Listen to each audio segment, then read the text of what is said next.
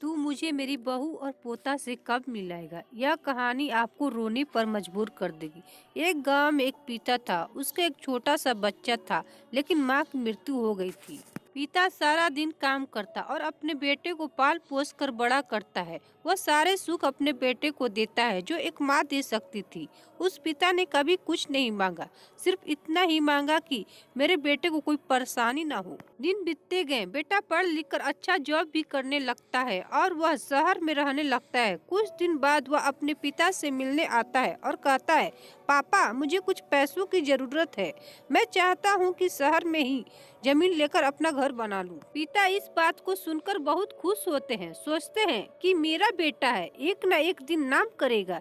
जिंदगी भर की बचाई हुई पूंजी को निकालकर अपने बेटे को दे देते हैं। बेटा शहर चला जाता है और उन पैसों से अपना घर बना लेता है। पिता इधर इंतजार करता है कि मेरा बेटा फिर से आएगा, एक न एक दिन तो मेरे पास आएगा ही। जाएगा कहाँ? उसके पास अब कोई नहीं जाता था, क्योंकि ना ही अब उस पिता के पास पैसे थे और ना ही रहने का जगह था। कुछ दिन बाद बेटा फिर लौटकर आता है और अपने पिता से कहता है, पापा अब आप दादाजी बनने वाले हैं। पिता को बहुत खुशी होती है। इस बात को सुनकर वह कहते हैं, तू मुझे मेरी बहू और पोता से कब मिलाएगा?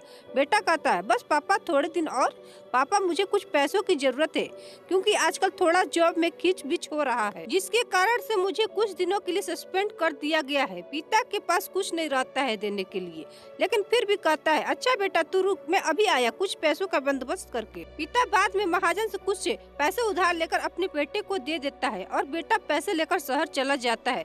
बरसों गुजर जाते हैं। पिता सोचते हैं कि मैं तो अब दादाजी बन गया हूँगा, मेरा बेटा पता नहीं मेरे नाती को लेकर कब आएगा। फिर सोचने लगते हैं, समय नहीं मिलता होगा, इसीलिए मेरा बेटा अभी तक नहीं आया, वरना आया जरूर होता। तब तक महाजन 2-3 आदमी को लेकर उस पिता के घर पर आता है और कहता है, आपके वादे के मुताबिक मैं पूरे 3 महीने बाद आया हूँ, अपने पैसे ले जाने। पिता कहते हैं, मेरे पास पैसे नहीं है देने के लिए।